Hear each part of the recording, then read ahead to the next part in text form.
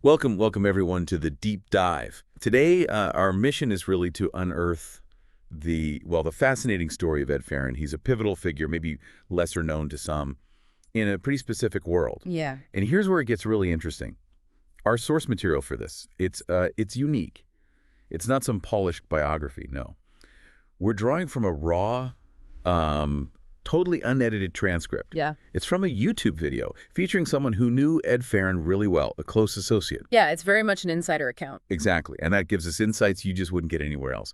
We're talking about, quite a journey from Ohio, driving cross-country in a VW Bug with his dog Tazaru. Oh, yeah. A surprise stay, the sudden departure from a friend's place, this shocking story about an exploding grill, and, of course, his lasting impact as a breeder. What's fascinating here, I think, is how Ed Faron's story told through this really unfiltered personal lens.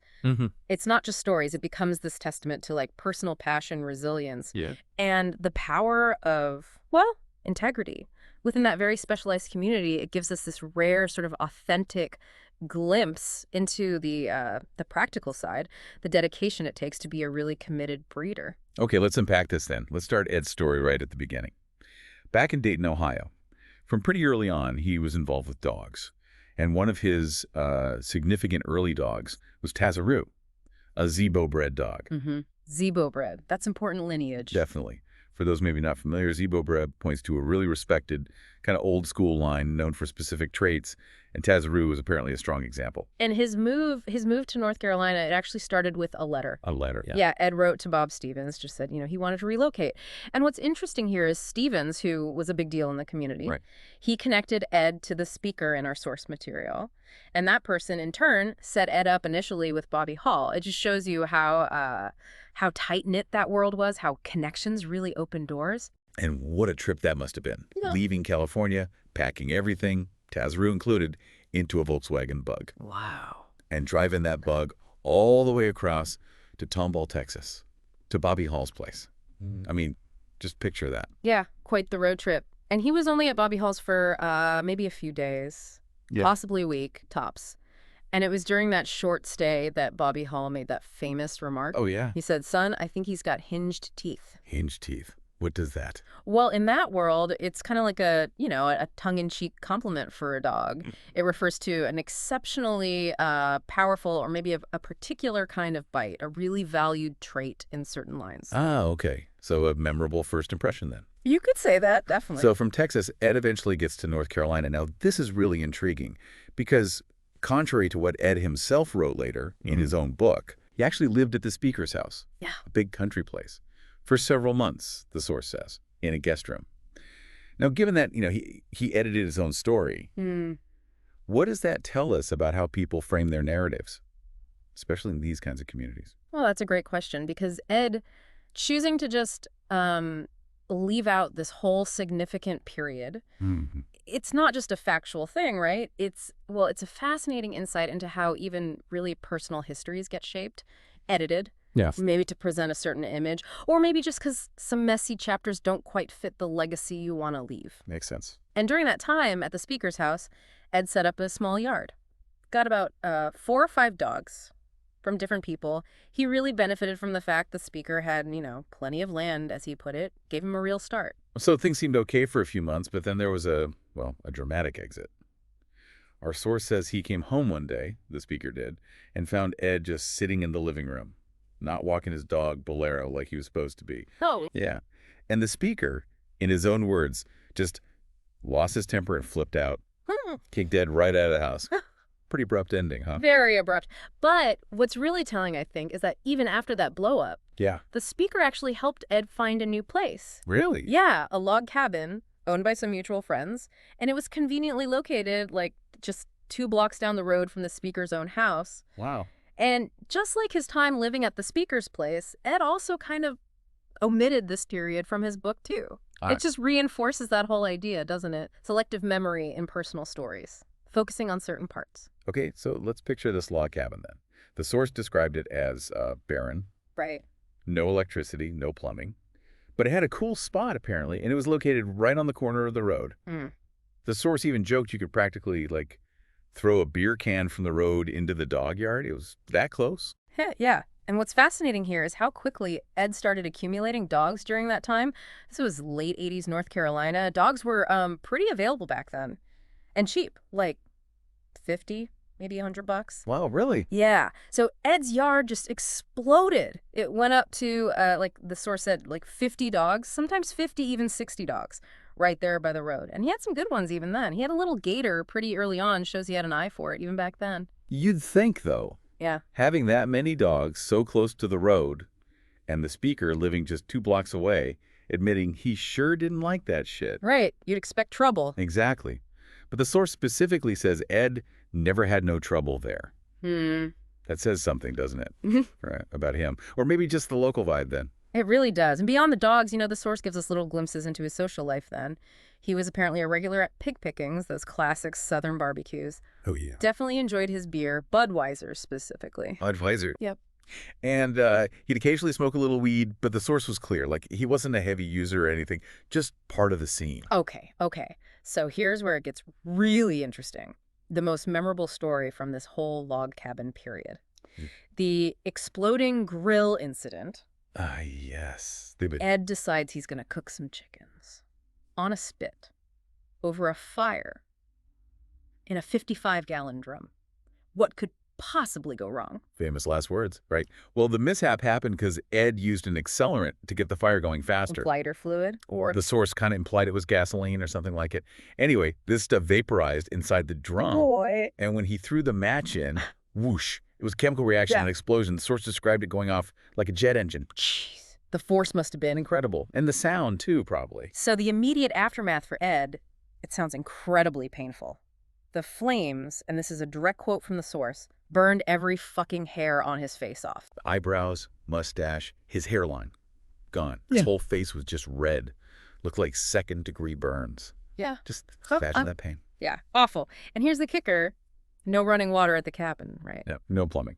So his unusual remedy, he goes to his fridge, gets out margarine, and just starts rubbing it all over his burnt face to try and cool it off. Oh, my God. The source had this darkly humorous observation. Said Ed looked kind of delicious, all buttered up. Oh, wow. And the chickens. Oh, the chickens were predictably blackened. A very smoky end to that particular meal attempt. Unbelievable story. So, okay, after the cabin years, the exploding grill, the margarine, Ed moves on. Next phase, Alamance County.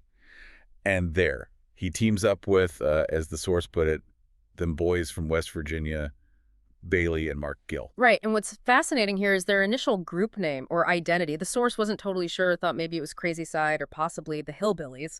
Kind of reflects that regional thing, you know? Before Ed eventually established Wildside Kennels, that came after he apparently got busted in Alamance County. Busted, meaning like legal trouble with the dogs. Seems likely. Yeah, that's usually what it implies in this context. And that partnership, it didn't last. Bailey apparently had a bad car accident and Gill just kind of flaked out, became unreliable, disappeared from the scene.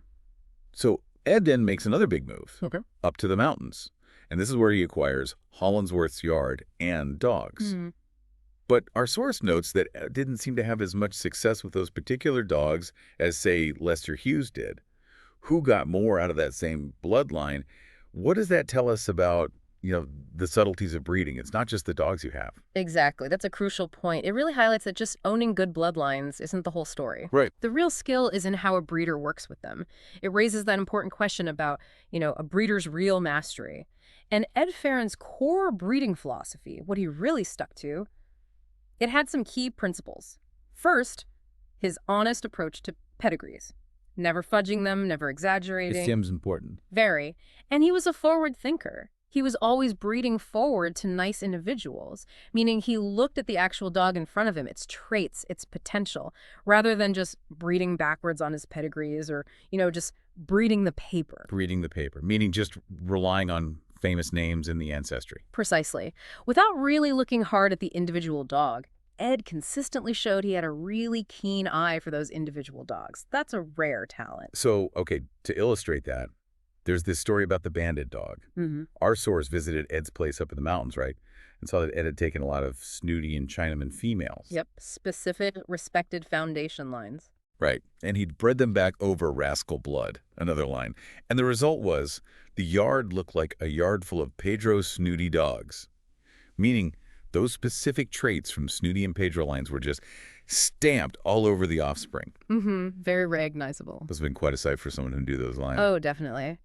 And if we connect this to the bigger picture, seeing Bandit, that specific dog, it had a huge personal impact on the speaker. So much so that he decided to breed his own bitch, Bolero, to Bandit. Right. And that breeding actually marked Bandit's last breed. He never sired another litter after that, made Bolero's litter extra significant.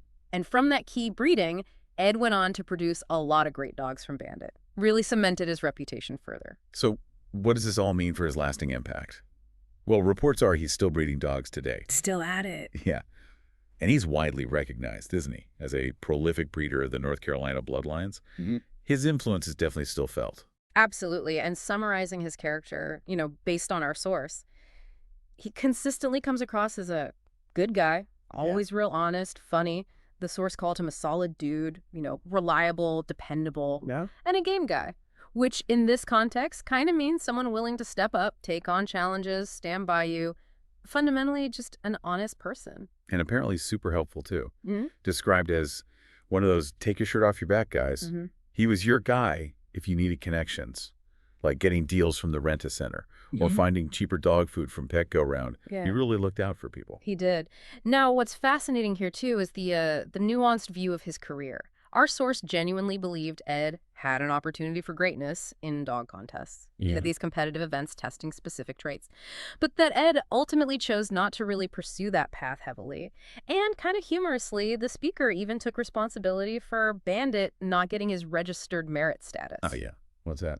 The significant title means the dog proved itself in competition, but the speaker admitted he failed to submit one of Bandit's wins, called the whole thing hokey dokey shit. Oh.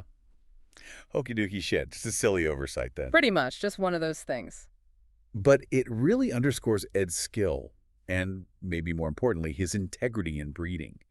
He clearly had a good eye for dogs. And like Jerry Clemens, another respected name, Ed's dogs were known for being bred, like the papers say, meaning you could trust the lineage. If he said a dog was bred a certain way, its traits, its look, it backed it up. Real integrity there. Totally. And if we connect this to his work ethic, he was also really reliable when it came to conditioning dogs for those contests he did participate in. He worked with Bolero, the speaker's dog, for her second match. Right. And the speaker emphasized Ed never had any accidents, no problems, always did a solid job getting the dogs ready. That consistency, that detail, it matters. Yeah, absolutely. And finally, there's this really poignant story about Ed's connection to Lester Hughes. Ah, Lester. A huge influence. Definitely. A major figure who influenced Ed's yard. The whole dog world, really. When Lester passed away, Ed was there at the funeral. But he didn't go inside for the service. No. No. He waited out in the parking lot with some friends and even had a dog with him. It's a powerful image, isn't it? No. This is so much about the unique bonds, the sort of unspoken ways respect is shown in that community. It really does. A quiet tribute. So as we kind of wrap up this deep dive, it just feels so clear how this personal story, this unfiltered source, it's really shown a light on Ed Faron's character, his impact, in a way that goes way beyond any official record, or some carefully crafted autobiography. Absolutely. And if we connect this to the bigger picture, Ed Faron's lasting contributions, they're undeniable. As a prolific breeder, especially of those North Carolina bloodlines, his unwavering honesty with pedigrees, that forward-thinking philosophy, that's what really set him apart. Yeah. That integrity, that knack for picking individual dogs over just breeding the paper, that cemented his legacy, shaped the dogs, shaped the community. So, thinking about Ed Faron's journey, it makes you wonder, doesn't it? What hidden narratives exist in the fields you're passionate about? How might those unwritten stories of, unsung figures, how might they reveal a deeper, more authentic truth than the stuff we all think we know? And why is it maybe important to actually seek out those voices? Just something to think about. The power of individual character, those specific little stories, in really shaping how we understand any community, any passion. Until next time, keep digging deeper.